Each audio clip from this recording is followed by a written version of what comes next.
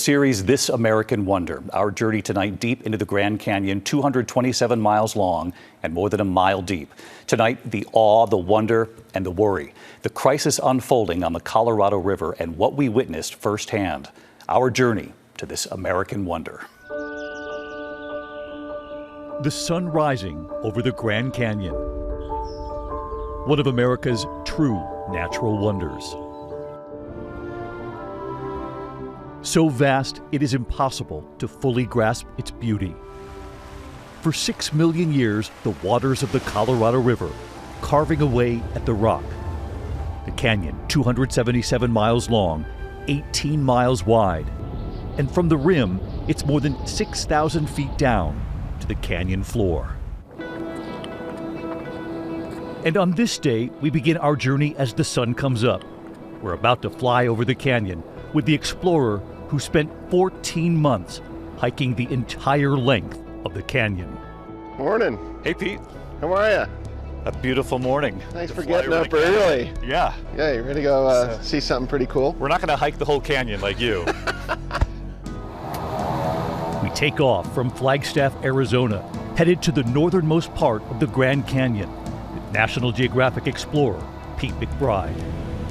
So this right here out the window, we're looking at the south rim where millions of Americans come every year. We're about to cross into what is arguably one of the most iconic national parks in the United States. The magnitude of the canyon etched so deep into the earth, it makes it unmistakable, one of the few canyons that can be seen clearly from space. Our first real glimpse here of the canyon is the north rim being illuminated by the morning sun here. It's really spectacular. From above, the depth of the canyon is astounding. You could stack how many Empire State Buildings to get to the top of the rim there? You can stack 5. 5. That puts it in perspective. Now you're getting your first glimpse of the architect of the canyon, the Colorado River. 1,450 miles through 7 states. We can see the Colorado River snaking its way through the canyon. But we notice something else, too. There are parts of the canyon changed by climate. So this rock formation that we're looking at used to be surrounded by water. Correct. Now completely surrounded by dry land. We land on the north side of the canyon. Nothing like landing in the canyon, huh? Right? And we make our way to the Colorado River. So where are we headed? This is Lee's Ferry. Watch your step. We head to one of the most iconic points on the Colorado River, Horseshoe Bend, which draws millions of visitors every year. And on this day, we look up, the visitors dotting the edge of the canyon, thousands of feet above us. They're tiny, which gives you an idea of the scope of the canyon. But it's the draw, right? I mean, it's a huge lure to come to these places. I mean, we all feel awe and wonder. And I think part of the dance and the balance is how to do it in a way that's sustainable. Yeah, that's always the struggle, isn't it? That's always the dance. It was not long ago, I was one of those visitors up on the rim, capturing my own videos, marveling at the beauty of the canyon from above. This is Horseshoe Bend in Arizona. Clearly we're not the only ones on the lake. I'll show everybody. The howling winds and the crush of people at the canyon's edge, all looking out at Horseshoe Bend and the Colorado River wrapping around it. And as we make our way down the river, we see the wildlife, the ducks crossing the river, the family of bighorn sheep making their way down to the water. Hi, little guys. The wild horses along the edge of the river. The Grand Canyon is a refuge for thousands of species. There are 5 different ecosystems here. And soaring high above, the California condor. Not so long ago, nearly extinct. Their rebound is considered one of the great success stories here. We head upstream, weaving our way through the canyon. So you can see the dam coming into view. We approach the Glen Canyon Dam, a wall of concrete 710 feet tall. They started building it in 1956. On the other side of the dam is Lake Powell, the second largest reservoir in America. The sheer number of people who depend on the water from the Colorado River is staggering. So this dam right here is a reminder of what this river is being used for and the tens of millions of Americans who depend on this water. 40 million Americans rely on this water.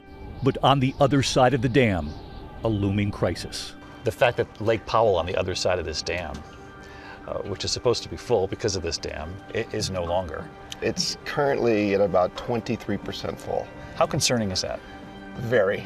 It's alarming because we're in our third decade of drought. That's impacted by a hotter, drier climate.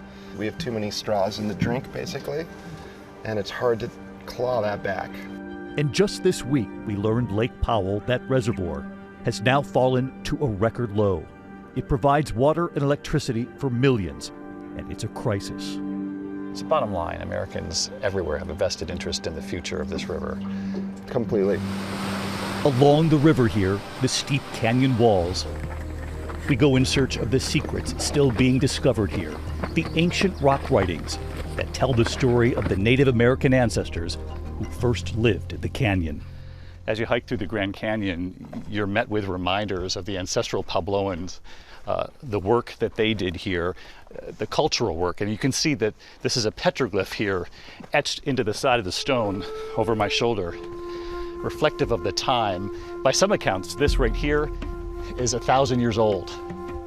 The vastness of the Grand Canyon and the areas that surround it is simply staggering here. Everywhere you look, the rock formations, you can see layers in the rock that actually help tell the history, the age of the Earth. In fact, at the bottom of the Grand Canyon itself is rock that dates back nearly 2 billion years. And over my shoulder here, off in the distance, you can see the Navajo lands. Native Americans have called the Grand Canyon home for at least 12,000 years. Carletta Talusi was born deep within the Grand Canyon, a member of the Havasupai tribe. They're considered the guardians of the Grand Canyon. They have lived here at least 800 years. When you look back at this natural wonder behind you, do you call this home? I'm standing here at my homeland, and I'm very happy to be a part of the Grand Canyon. It's a part of my history, and it's also part of my ancestors, and it runs through my blood. When Americans come, and millions come every year, and tourists from all over the world for that matter, and when they look out from these points at the beauty of the canyon, is it your hope that they also think about the indigenous people who were the original caretakers of this wonder? We're making sure that they do. The Havasupai tribe, who has never left the canyon. And back in the canyon, we meet the Whitaker family from Anderson, South Carolina, as they hike back up to the canyon rim. I wonder if the quietness of the canyon, this relative silence, if that's been a gift for you all. You can sit and not hear anyone except maybe a condor or something. You know, we live in such a world that you just can't find silence anymore. Absolutely. You can't escape the noise. Yeah.